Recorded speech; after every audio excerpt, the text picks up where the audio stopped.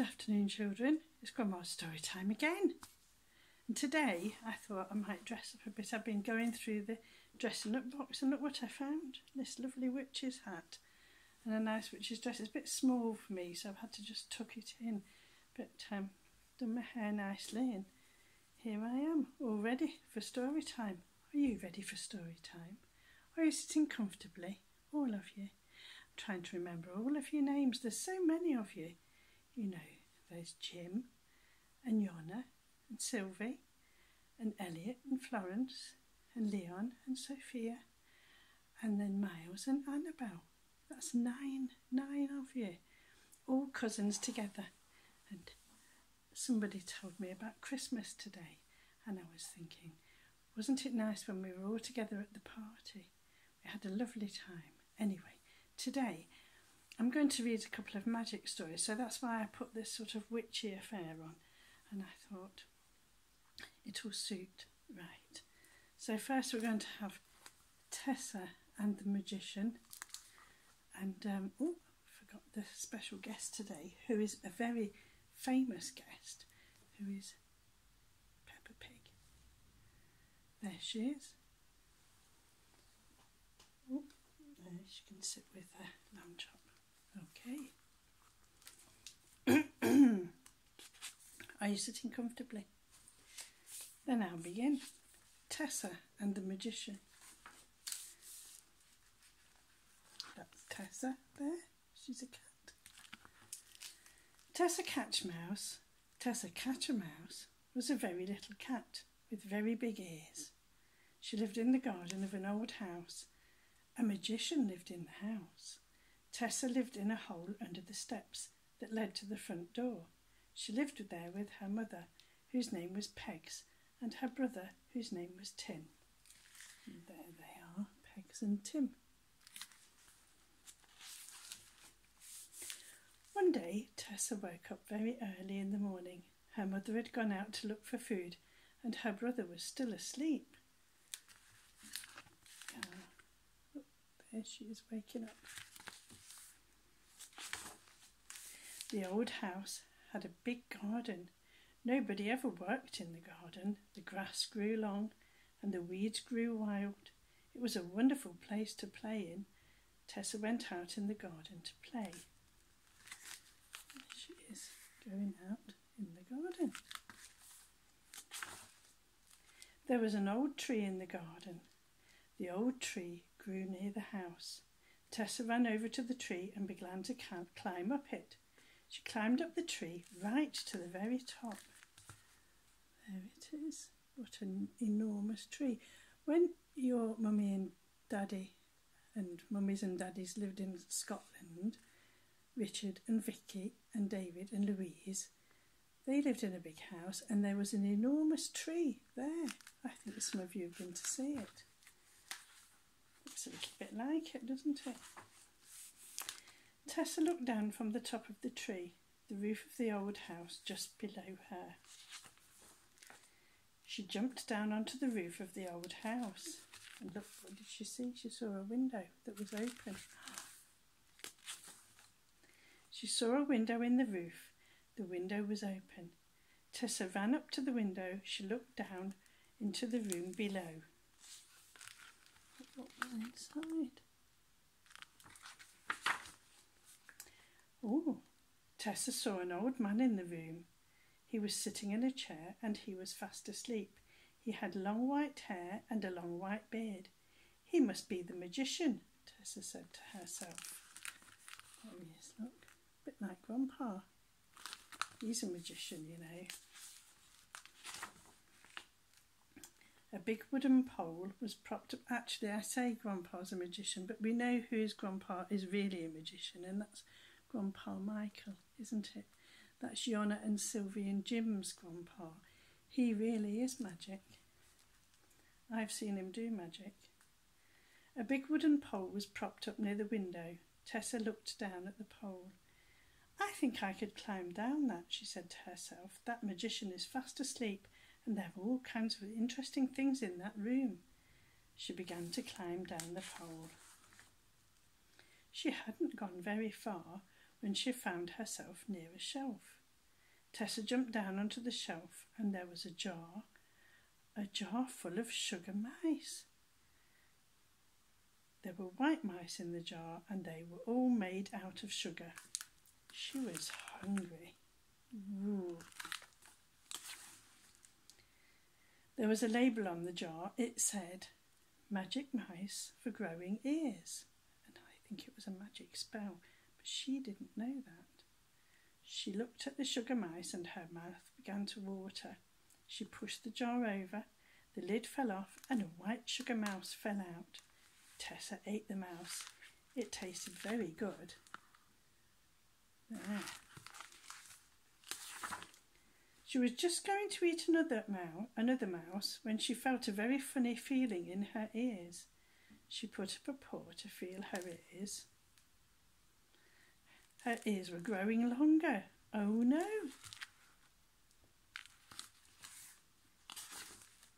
Meow! Cried Tessa. She was very frightened. She felt her ears again with her paw. Her ears were growing longer and longer. I know somebody who's got a cat. I think that's Leon and Sophia. You've got a cat called Mittens, haven't you? Yes. Meow, cried Tessa. Meow, meow. She jumped down to the floor. She ran to the magician. Her ears were so big that she couldn't jump up, so she climbed up the magician's leg as if she was climbing a tree. And he was fast asleep.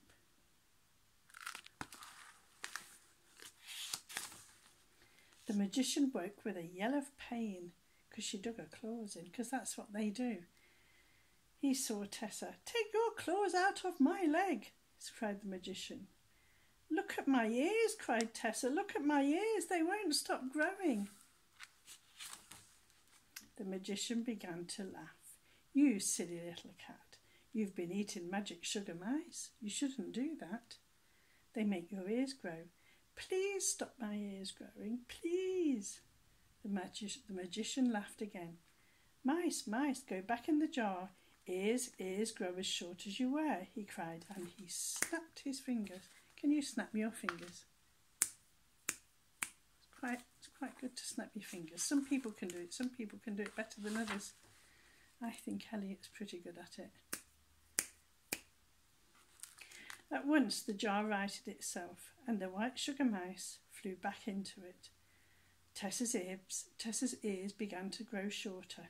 They got shorter and shorter and shorter until they were just right. "Oh, thank you," cried Tessa. She began to purr. "That's all very well," said the magician, "but what about my poor leg?" "I'm sorry about your leg," said Tessa. She looked at his poor leg that she'd scratched.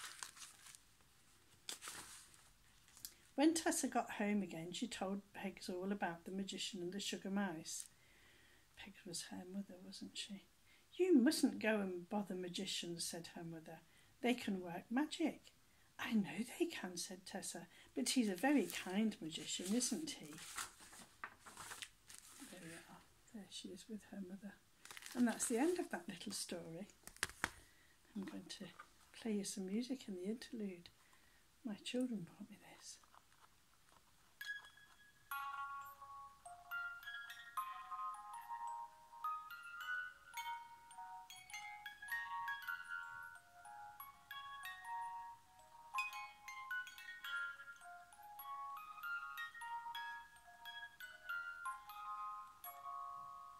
Isn't that lovely? There. Right. What story shall we have next? I think we could have a little My Little Sister story, just to finish off today, don't you? This book is called My Naughty Little Sister and Bad Harry. Now I've got 2 of these books, so I could send one to somebody who might win a competition. Somebody who might want to tell a story or sing a song to me and send it to me. Or somebody who sends me a rainbow to stick in my window. That would be nice, wouldn't it? So why don't you do that, and I'll send one of you this book. Right. Let's see. Granny's washing day. That sounds good. Number 62. Right. Granny's wash day. Long ago, when I was a little girl with a naughty little sister, we had 2 grannies. Weren't they lucky? We had a granny who lived near us and a granny in the country. We could see our near granny whenever we wanted to, but we only saw our country granny when we could go and stay with her. I'm a bit like the country granny. Our country granny lived in a pretty house with roses all over it, although my house doesn't have roses all over it, but I like to think that it's a bit pretty. One of the funny things about it was there were no taps in it at all. Well, I've got taps. In fact, I've got lots of extra taps in my house because Grandpa is a bit of a Caractacus pots and he gets hot water from the sun, doesn't he? That's why he's a magician. There was a big pump in the back garden. This pump was on top of a deep well full of clear, cold water. Our granny got all her water out of that well. And a long time ago, in our garden, there used to be a well because the pump is still in our shed. I'll show it to you next time you come. One time, my naughty little sister went to stay with this granny and she liked it very much. There were 5 kind uncles living there too, and they made a great fuss of my little sister. But all these uncles were so kind, they made such a lot of noise and needed such a lot of looking after and ate such very big dinners that my little sister said, I shan't have any boys when I'm a lady. I had 2 boys and 2 girls. Wasn't I lucky? Every day our granny cooked big dinners for all the hungry uncles. Every day our hungry uncles ate all the big dinners up. On Sunday, Granny cooked such a big, big dinner that my little sister said, do the uncles eat more than ever because it's Sunday? A lot of people eat more on a Sunday, don't they? Oh, no, no, my dear, Granny said. I always cook extra potatoes and extra cabbage for Bubble and Squeak. Do any of you know what Bubble and Squeak is? You're going to find out now. Tomorrow is wash day, Granny said. I don't have much time for cooking on wash day. When Granny said Bubble and Squeak, my little sister laughed. She hadn't heard about Bubble and Squeak before. So she said it lots of times. Bubble and Squeak, over and over again. It sounded so bubbly and squeaky when she said it to herself that she could hardly stop laughing at all. When my little sister did stop laughing, she asked what Bubble and Squeak was. But our Granny said, wait until tomorrow, then you can taste some. Do you know what Bubble and Squeak is? If you don't, it says here, you'll know at the end of the story, so I was right. Well, next day was Monday, and I'm very sorry, but there's no pictures in this book, but I'm sure there'll be one soon.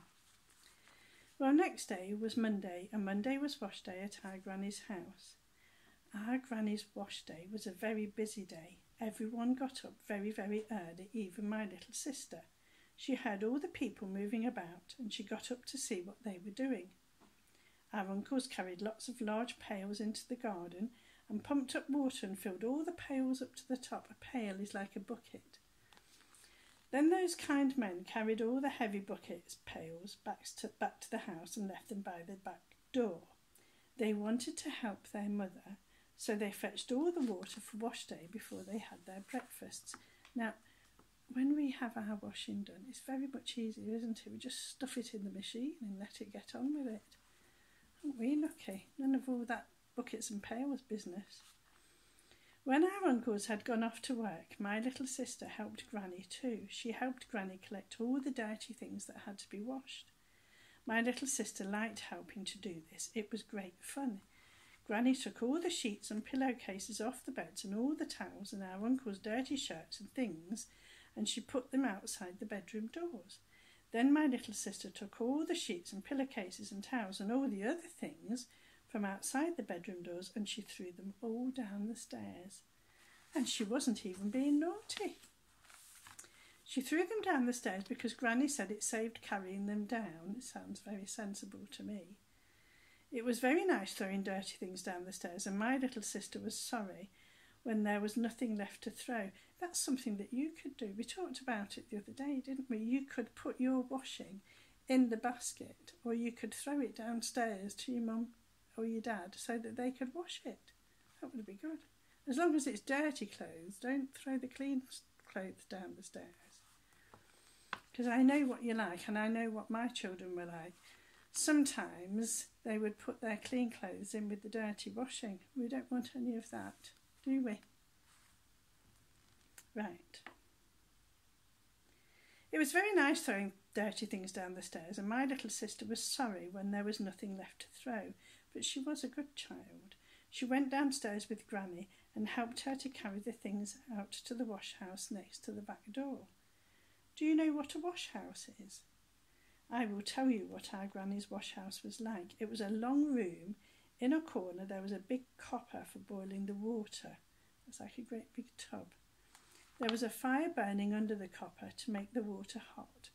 There was a big sink and lots of big baths full of cold water for rinsing and washing. What a palaver! Granny had a big wringer for wringing the wet clothes in her wash house. She had some clotheslines too. She had them hanging up in the wash house in case it rained on wash day, because we never want it to rain on washing day, do we? We sing a little song, rain, rain, go away, except on Mother's washing day. Especially on Mother's washing day, I should think. A lady called Mrs. Apple came to help Granny do her washing. She had a brown apron on with a big pocket in front of it, and this big pocket was full of pegs. My little sister had never seen such a big wash day before. She was so interested. She got in Granny's way. She got in Mrs. Apple's way too. Mrs. Apple dipped a funny little bag full of blue stuff into one of the baths full of water and made the water blue, and my naughty little sister liked it so much she splashed and dabbled in it and got herself wet. There, now there's a picture of them all doing the washing. Granny said, "Oh dear, you're as bad as your mother used to be on wash days when she was your age." My sister was surprised to hear that our mother had been a naughty little girl when she was little. Well, we were all naughty once or twice when we were little, weren't we? Even me. I could have been naughty. Kind Mrs. Apple said, but your mummy was a good girl too. Now see if you can be a good girl. And she gave my sister a basin full of warm water and let her wash her own cotton socks and handkerchiefs. Mrs. Apple said, "It will be a great help if you do those." That was something that my children, Vicky and Richard and David and Louise particularly, used to like to do in the summer holidays. I would give them a bowl full of washing water, and they would wash all the dolls' clothes in them and hang them out to dry. It was good fun. So my little sister rubbed and rubbed until they were as clean as they could be. Kind Mrs. Apple let her put them into the big copper for boiling. She held my little sister up so that she could drop the socks and handkerchiefs in for herself. Then Mrs. Apple put more wood on the copper fire and said they will all cook nicely now. What a change from having a washing machine. Aren't we lucky? Then Mrs. Apple washed and washed, and our Granny rinsed and rinsed. The wringer was turned and the water ran out of the clothes. And you feed the clothes through a wringer, and it's like two rollers like this, and you push them in, and then you turn it round and it squashes them and all the water comes out. I don't know if you've ever seen it. People don't have them anymore. "I know what I will do with you," Granny said. "I will do the same thing as I used to do with your mother and your uncles when they got in the way on wash days." What do you think that was? It was something very nice.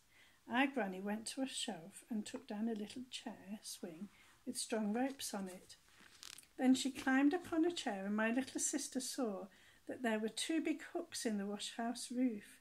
Granny put the ropes over the hooks. She tried the swing with her hands to make sure it was safe and strong, and then she lifted my naughty little sister into the swing and gave it a push. Wow, wasn't that lovely? Look at that. Sometimes Granny gave her a little push. Sometimes Mrs. Apple pushed. Sometimes my little sister swung herself She sang and sang, and Mrs. Apple said it was nice to hear her.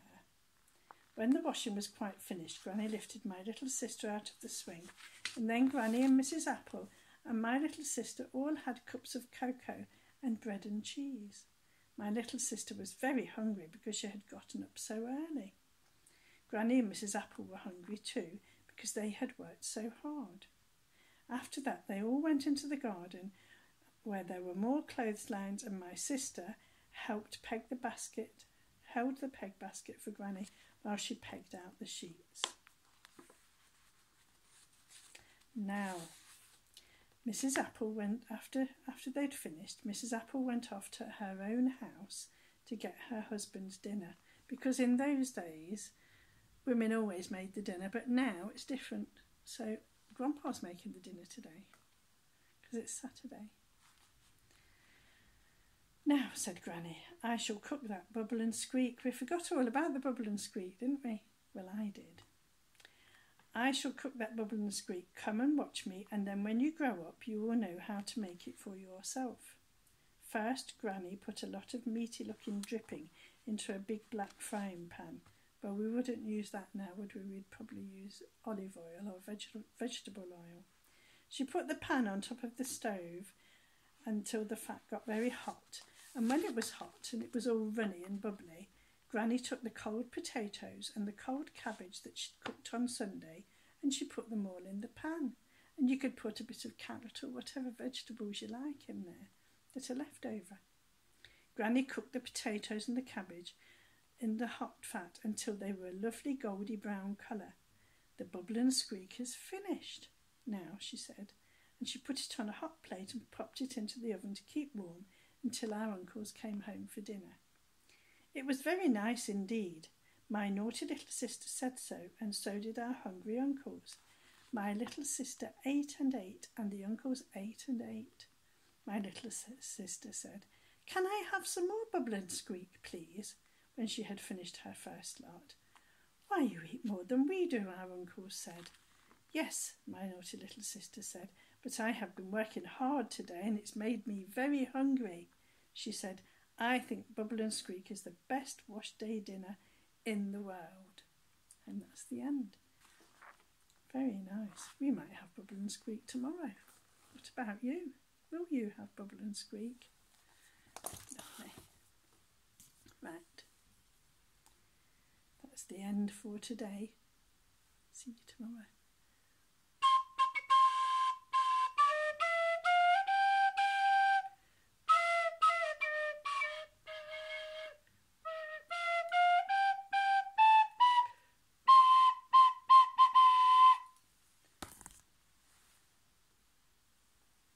Bye-bye, Peppa. Bye-bye, Rabbit.